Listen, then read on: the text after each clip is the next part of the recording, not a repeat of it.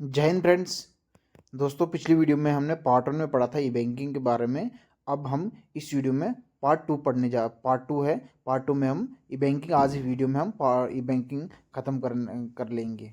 चलो हम वीडियो शुरू करते हैं। वीडियो शुरू करने से पहले आप सभी से रिक्वेस्ट है कि दोस्तों मेरी यूट्यूब चैनल को ज़्यादा से ज़्यादा अपने दोस्तों तक पहुँचाइए। ये वीडियो अगर आपको अच्छी लगे तो लाइक करना मत भूलिएगा, कमेंट करना तो बिल्कुल ही मत भूलिएगा, और अपने दोस्तों को पहुँचाए ज़्यादा से ज़्यादा वीडियो। तो जो लोग जेकेपी से और दूसरे किसी भी कम्पिटिटिव एग्ज़ाम की तैयारी कर रहे हैं, तो चलो अब हम शुरू करते हैं। ना ज़्यादा आपका टाइम नहीं लेना चाहेंगे हम। तो कल हमने यहाँ तक पढ़ा था, इंटरनेट बैंकिंग पढ़ा था, मोबाइल बैंकिंग पढ़ा था, टेलीफोन बैंकिंग पढ़ा था, स्मार्ट टेक्नोलॉजी ये पढ़ा था। तो आज हम पढ़ने जा रहे हैं इंटरनेट बैंकिंग के बाद क्या था, आज हम पढ़ने जा रहे हैं इलेक्ट्रॉनिक फंड ट्रांसफ़र।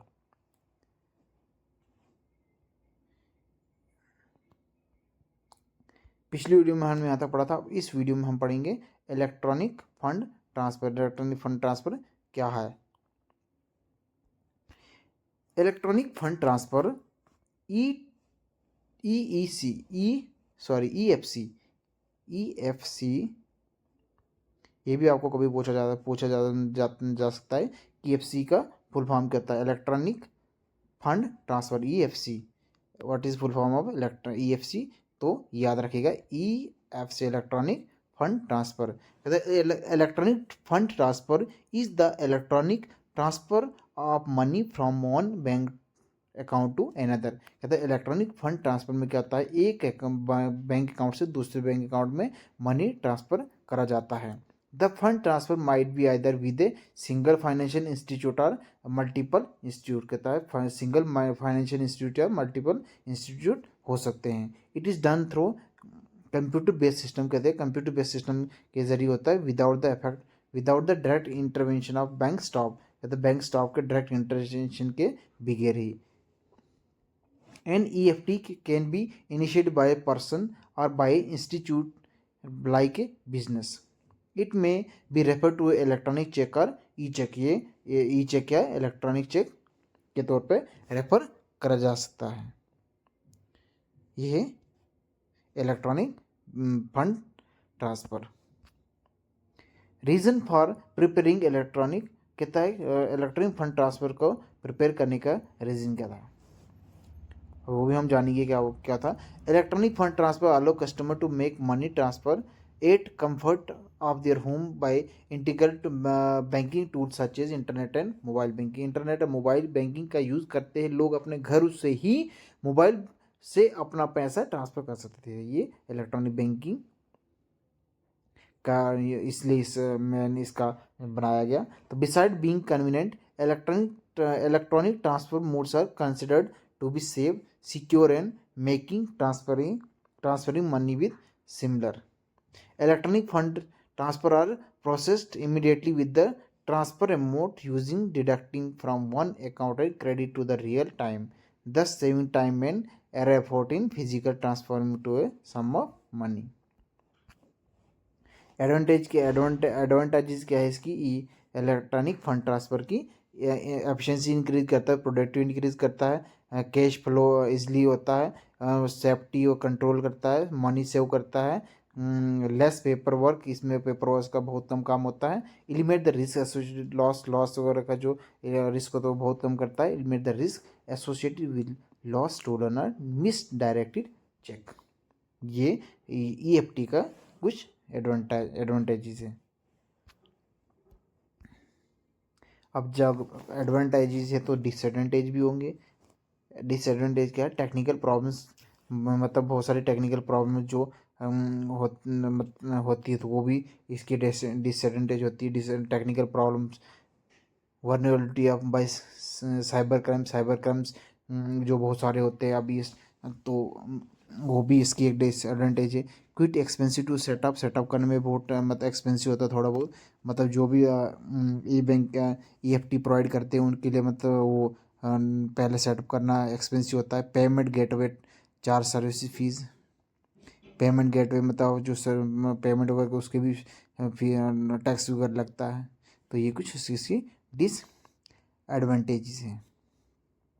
अब यहाँ से एक इंटरेस्टेड और टॉपिक है इसकी टाइप्स। यहाँ से क्वेश्चन बहुत ज़्यादा पूछे जाते हैं एग्जाम्स में कि different types of electronic fund transfer, कौन कौन सी इलेक्ट्रॉनिक फंड ट्रांसफ़र की टाइप्स है, जैसे नेफ्ट, RTGS, IMPS, ये इसकी टाइप है। नेट पहला अगर नेशनल NEFT नेफ्ट, ये याद रखिएगा। इसके फुल फॉर्म बहुत ज़्यादा कुछ मतलब बहुत सारे चांसेस थे कि आपको इससे फुल फॉर्म पूछ ले। NEFT, RTGS, IMPS। नेफ्ट की फुल फॉर्म होता है national electronics fund transfer, NEFT,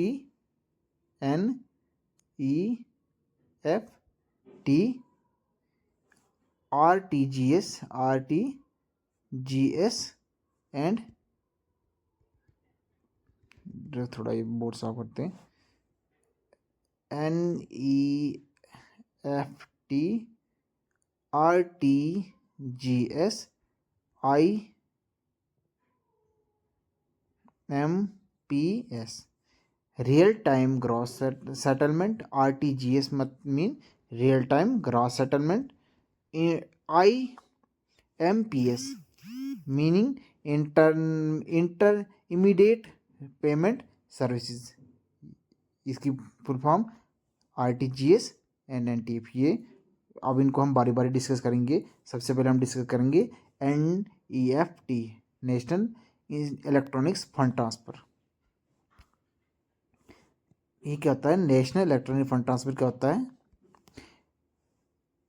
पहले हम इनके बारे में थोड़ा पढ़ें, फिर इनके बीच में जब हम डिफरेंसेस पढ़ेंगे ना नेक्स्ट स्लाइड में, तो फिर आपको ज़्यादा वो क्लियर हो जाएगा। कहता है NEFT is an electronic fund transfer system maintain by the reserve Bank of India. कहता है ये कि इसने कौन रिजर्व मेंटेन करता है? रिजर्व बैंक ऑफ इंडिया इसको मेंटेन करता है। एंड स्टार्टेड इन नवंबर 2005 में ये स्टार्ट हुआ। This setup established and maintain by institute of for development and researching banking technology. ये किसने एस्टेब्लिश और मेंटेन करा? Institute for development and researching banking technology ने। NEFT is a facility provided to bank customer to enable them to transfer funds easily and secure. Funds को easily transfer और secure करने के लिए it is done an electronic message, कहते हैं electronic message में करा जाता है। ये 2005 के आसपास 5 की बात है। तो ये तब सेटअप हुआ था। तो NEFT facilities are available in all over the country and work on the batch mode. कहते हैं नेफ्ट फैसिलिटी जो पूरे देश में अवेलेबल थी, और ये किस मोड पे? बैच मोड में अवेलेबल काम करती थी। फिर एडवांटेजेस क्या है? इसको डिस एडवांटेजेस क्या है? एडवांटेजेस क्या था? Safe, effective and high reliable. कहता है ये सेफ थी और हाई रिलायबल थी। लो प्रोसेसिंग चार्जेस, मतलब प्रोसेसिंग चार्जिंग बहुत कम थे। एलिमिनेटिंग डिले वगैरह का एलिमिनेट होता, मतलब ज़्यादा डिले नहीं होता था। तो डिसएडवांटेज क्या हो गया इसका? It take time to settle the transaction. कहता है इसमें ट्रांजेक्शन जो होती थी उसमें सेटल करने में टाइम लेती थी। It does not work when the bank is close.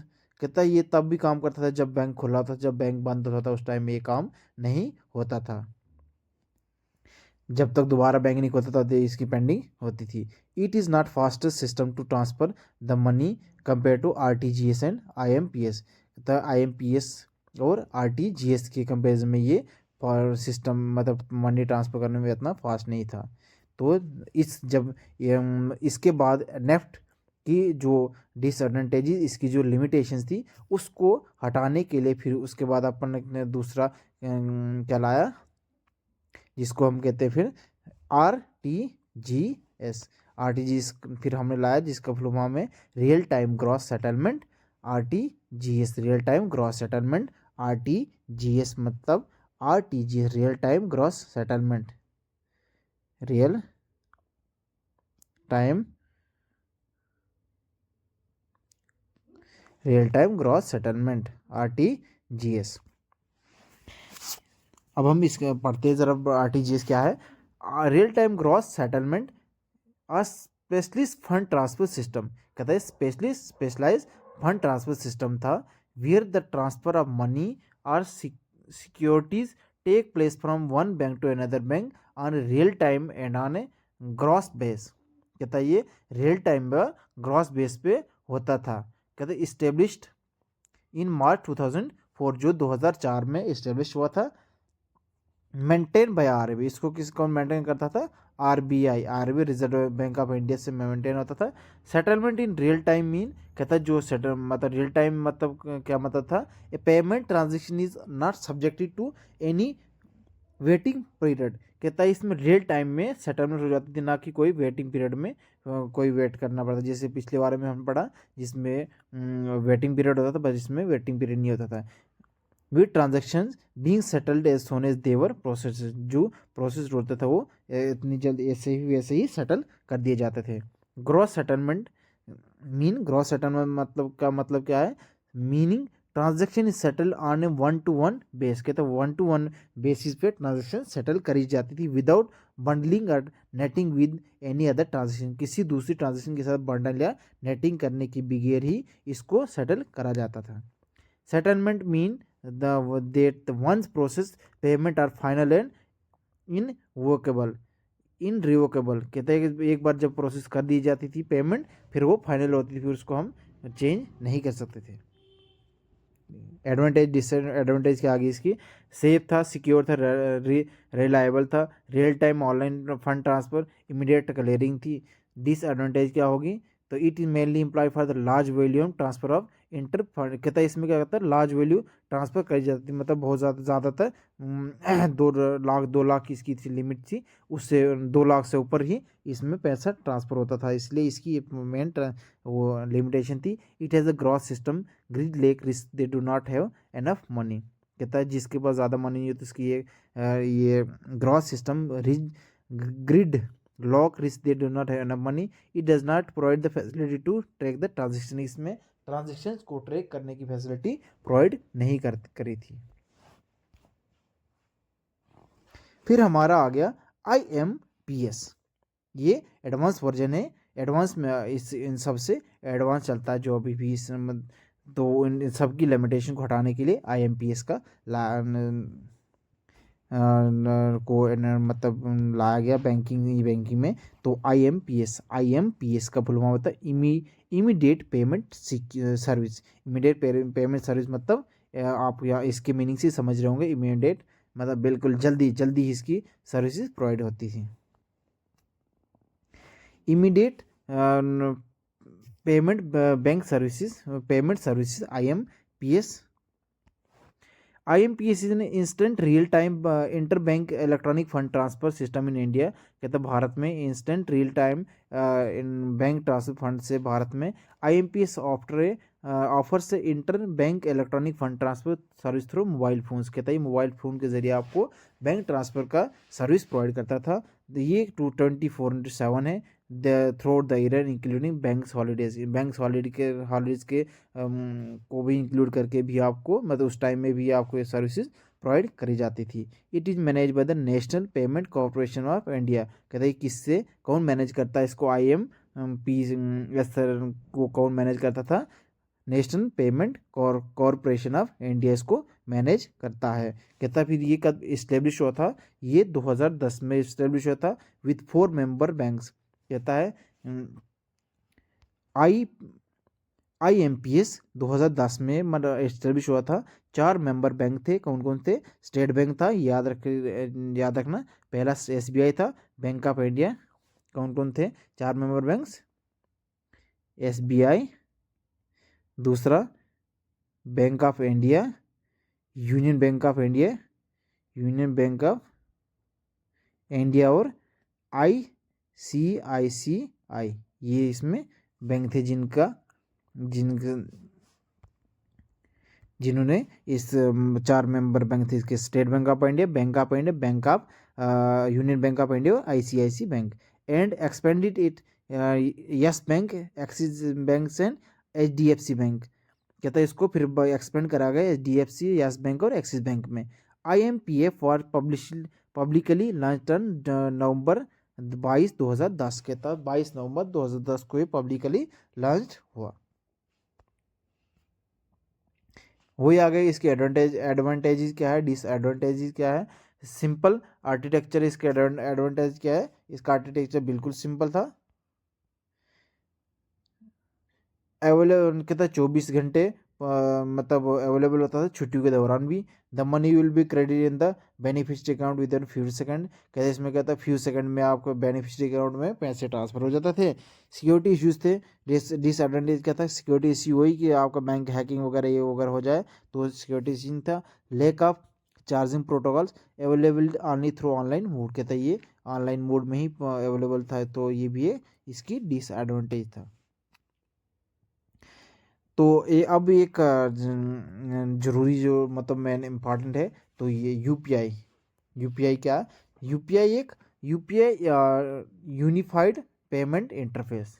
ये याद रखिएगा, इसका जो फुल फॉर्म क्या होता है, यूनिफाइड पेमेंट्स इंटरफेस। ये आपको पूछा जा सकता है, तो इसलिए मैं ये याद रखने का। यूपीआई यूनिफाइड पेमेंट इंटरफेस कहता है ये क्या होता है। आपने सभी ना, अब आपको सब इस टाइम देखे होंगे कि जो भी लोग पैसे मतलब कुछ भी मैक्सिमम भी ये पैसे ट्रांसफ़र करने होंगे, कहीं कुलचे वाले पे जाओ, कहीं दुकान पे जाओ, तो आप यूपीआई यूज़ करते हो। तो यूपीआई क्या होता है, तो हम थोड़ा देख लेते हैं इसमें क्या है। यूपीआई का फुल फॉर्म क्या आता है, यूनिफाइड पेमेंट इंटरफेस होता है। Unified payment interface in an instant real time payment system.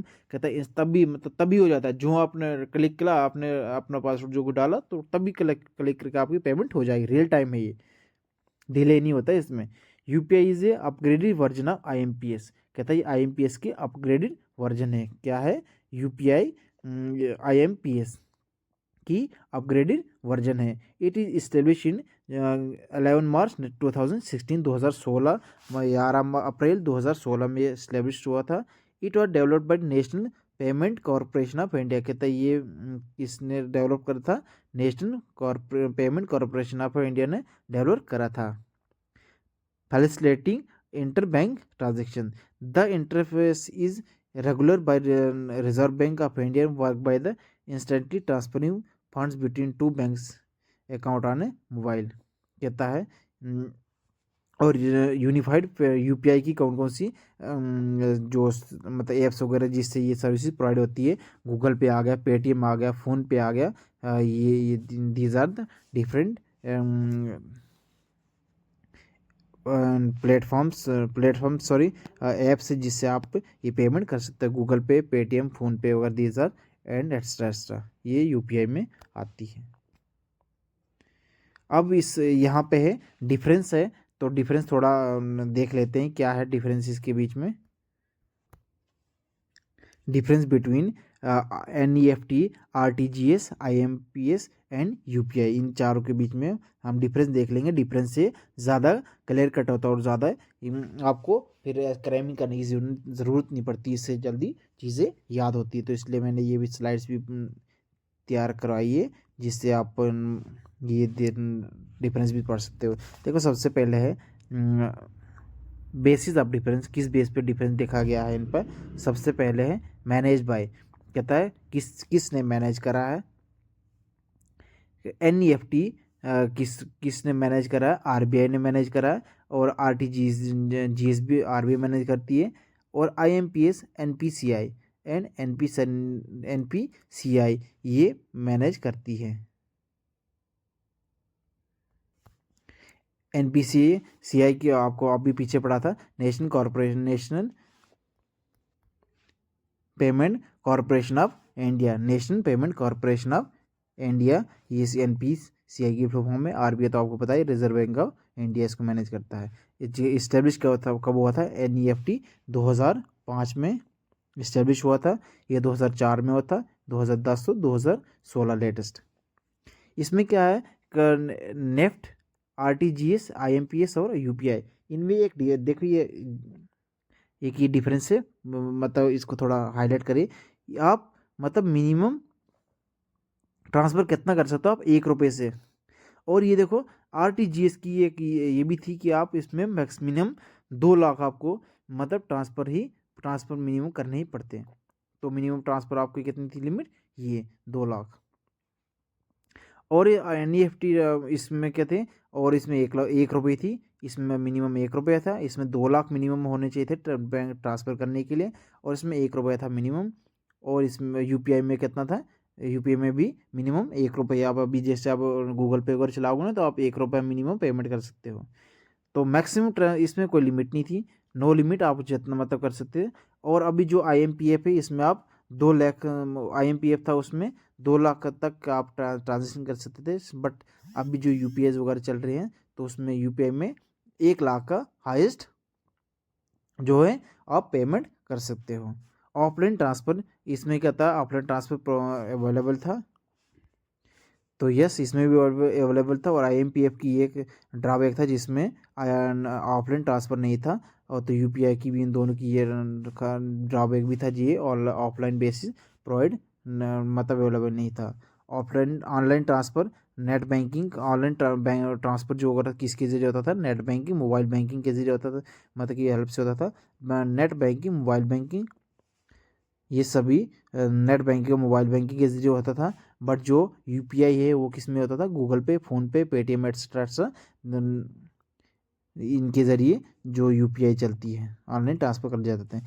Transfer speed with in 2 business hours करता, मतलब जो NEFT की एक ड्रॉबैक थी कि ये इसमें मतलब टाइम लगता था। तो बट जो RTGS था इमीडिएट तभी हो जाता था, मतलब जो अगर पेमेंट करो तो इन सभी में इमीडिएट फंड ट्रांसफ़र होता है। फिर आगे बेस्ड ऑफ डिफरेंसेस कहता है, उसके बाद दूसरा डिफरेंस क्या है, सेटलमेंट टाइप्स। कहता है ग्रुप, कहता है सेटलमेंट टाइप ग्रुप या हाफ आवरली रॉबर्ट वन बेचिस, या ये 1 by 1 सर्विस टाइम कितना था, मंडे टू सैटरडे के सर्विस प्रोवाइड करी जाती थी, accept 22nd and 4th Saturday के, तो 2nd और 4th सैटरडे को छोड़ के और सर्विसेज आपको प्रोवाइड होती थी। कहते हैं मंडे टू सैटरडे RTGS थी, तो मंडे टू सैटरडे चलती थी, 2nd और 4th सैटरडे को ही। कहता है RBI में एक फैसिलिटी अवेलेबल है 24 आवर 365 डेज ऑन 36, कहता है 2019 मतलब 16 दिसंबर 2019 में RBI इसने क्या करा, RBI ने मतलब 2019 के बाद आपको ये मतलब ऑनलाइन 24/365 डेज आपको सर्विसेज प्रोवाइड करने लगा। वीकेंड डेज का था 8 AM to 7 PM, और सैटरडे को 8 AM to इतना टाइम था। तो ये टाइमिंग इसमें भी वही है, और 24/7 24/7 IMPF और UPI में चलता है। Detail required transfer, receiver's bank account number and IFSC code. कहता है इसमें बैंक ट्रांसफ़र करने के लिए IFSC कोड का यूज़ करा जाता था। कहता है डिटेल इसमें क्या था, IFSC कोड दिया जाता था, तो जिसकी वजह से बैंक वगैरह में आपके पैसे का ट्रांसफ़र होते थे। IFSC ये इंपॉर्टेंट, बहुत ज़रूरी है, इंपॉर्टेंट पॉइंट है। IFSC का फुल फॉर्म क्या होता है, IFSC फुल फॉर्म है इंडियन फाइनेंशियल सिस्टम कोड। कहता है IFSC कोड, IFSC मार्कर थोड़ा चेंज करते हैं, IFSC इसका फुल फॉर्म क्या होता है, Indian financial system code. Indian financial system code जो 11 कैरेक्टर्स और नंबर्स का होता है, जिसमें अल्फा न्यूमेरिक होता है। जैसे एग्जांपल मैं अभी मतलब मेरा अकाउंट में है, जैसे जम्मू एंड कश्मीर बैंक में है, और मैं पोगल परिस्थान से बिलोंग करता हूँ एग्जांपल, तो मेरा हमारे वहाँ बैंक का क्या है, JKA0UKHRAL, ये वहाँ का होगा, मतलब कैपिटल लेटर में होगा, इस टाइप में आपका दिया गया होगा। जैसे एग्जांपल ले JK0JAMMU, मतलब इस टाइप में दिया होता है। एग्जांपल इस टाइप के आपके जो ब्रांच होगी ना उसके एड्रेस के हिसाब से भी आपका जो IFSC कोड्स होते हैं। तो IFSC कोड में ये ज़रूरी, ये पॉइंट आपको सबसे ज़रूरी और नहीं पहला है कि IFSC की फुल फॉर्म क्या होता है, इंडियन फाइनेंशियल सिस्टम कोड, और इसमें कितने करेक्टर्स होते हैं, इसमें 11 अल्फा न्यूमेरिकल करेक्ट कोड होते हैं जो ब्रांच कोड को ऑफ इंडिया प्रोवाइड करता है। ये आप ज़रूर याद रखना IFSC कोड। कहता है रिसीवर बैंक अकाउंट, इसमें भी कहता है IFSC कोड का यूज़ होता था। और रिसीवर बैंक अकाउंट, इसमें कहता है रिसीवर बैंक अकाउंट वो IMF में यूज़ होता था। IFSC कोड है मोबाइल नंबर है MMMD कि इसमें कहता है मोबाइल नंबर जो IMPS वगैरह, इसमें आपको मोबाइल अपने फ़ोन नंबर से भी आप भी वही जैसे आजकल जो चल रहा था फ़ोन नंबर से पेमेंट वगैरह करते हो, इसमें होता था। बट इसमें क्या था receiver bank virtual IDR, and इसमें जो UPI वगैरह में चलते हैं इसमें आप receiver bank virtual IDR account number IFSC code और मोबाइल नंबर के जरिए आप पैसे ट्रांसफ़र कर सकते हो। और दूसरा फिर आ गया सर्विस चार्ज फॉर सेंटर्स। कहते हैं सेंटर के लिए सर्विस चार्ज जो करी जाती थी वो था फॉर ट्रांजेक्शन अप टू, कहता है कौन कितनी सर्विस चार्ज करी जाती थी 10,000 से 2.5 प्लस एप्लीकेशन GST लगे 2 मतलब 10,000 तक आपको 2.50 रुपीज़ लगी जाती थी GST। मतलब 10,000 से ऊपर 1 लाख तक 5 रुपये, और मतलब 1,000 10 लाख 1 लाख से 2 लाख तक आपके 15 रुपये, और 2 लाख से 25 लाख और 2 लाख से वो 25 रुपये आपको GST लगती थी इसमें फंड ट्रांसफ़र करने के लिए। तो फिर उसके बाद RTGS में वही था कि 2 लाख से 50 इकाई 22 सैकड़ा 10,000 2 लाख से 50 लाख तक 24 रुपये आपके 24.50 रुपये आपको GST लगाया जाता था। फिर उसके बाद वैसे वैसे इस टाइम में आपको ये चीज़ें मतलब उसके बाद आगे 50 लाख से ऊपर जो होता था उसमें 49.50 रुपीज़ आपको चार्ज करा जाता था। फिर 49.50 पैसा चार्ज करा जाता था। बैंक्स में decide to charge a low rate but can not charge more than the rate prescribe. कहता है बैंक्स अगर चाहे तो कम चार्ज प्रोवाइड कर सकते हैं, पर उसमें प्रिस्क्राइब जो RBI ने प्रोवाइड करा था उससे ज़्यादा तो कभी भी नहीं प्रोवाइड कर ले सकते थे। तो इसमें क्या था चार्ज बेस्ड ऑन बैंक, कहता है इसमें बैंक के हिसाब से चार्जेस और फ्री एज नाउ। और इस टाइम में आपको पता है कि UPI भी कोई भी GST आपको फंड्स वगैरह ट्रांसफर करता है जो कोई GST नहीं लगाता है। तो रिसीवर के लिए कोई चार्ज नहीं था, सेंटर के लिए चार्ज थे, बट रिसीवर के लिए कोई चार्ज नहीं था, सभी में ही फ्री था। तो ये हमने इन सब के बीच में NEFT RTGS IMPS और UPI के बीच में डिफरेंस पड़ा। तो ये था हमारा, यहाँ तक ये ख़त्म हुआ हमारा क्या बोलते हैं E-बैंकिंग का टॉपिक ख़त्म हुआ। तो हम एक बार जल्दी हम ये जो PPT मैंने पढ़ाई तो उसको एक बार जल्दी मतलब आपको दोबारा से दिखा लेता हूँ कि हमने क्या पढ़ा उसमें।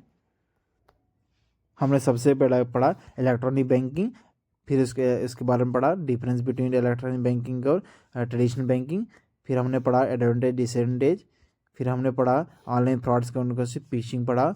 फिर उसके बाद स्पेवेयर स्कीमिंग पढ़ा, सर्विसेज कौन कौन सी प्रोवाइड होती है, फिर टाइप्स कौन कौन सी होती है।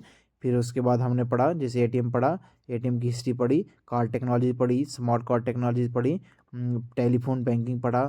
फिर उसके बाद मोबाइल से बैंकिंग पढ़ा, इंटरनेट बैंकिंग पढ़ा। फिर हमने पढ़ा इलेक्ट्रॉनिक फ़ंड ट्रांसफ़र के बारे में, इसकी डिफरेंट टाइप्स पढ़ी हमने। NEFT पढ़ा, national electronic fund transfer, real time gross settlement और इंटरमीडिएट पेमेंट सर्विसेज, ये हमने पढ़ा। फिर उसके बाद हमने IMPS के बाद हमने पढ़ा UPI यूनिफाइड पेमेंट इंटरफेस पढ़ा। तो फिर हमने इन सभी के बीच में डिफरेंस पढ़ा। तो ये था हमारा E-बैंकिंग का टॉपिक हमारा यहाँ पे ख़त्म हुआ। उम्मीद करता हूँ आप सभी को ये वीडियो पसंद आई हो। तो मिलते हैं हम दूसरी वीडियो में, तब तक जय हिंद जय भारत।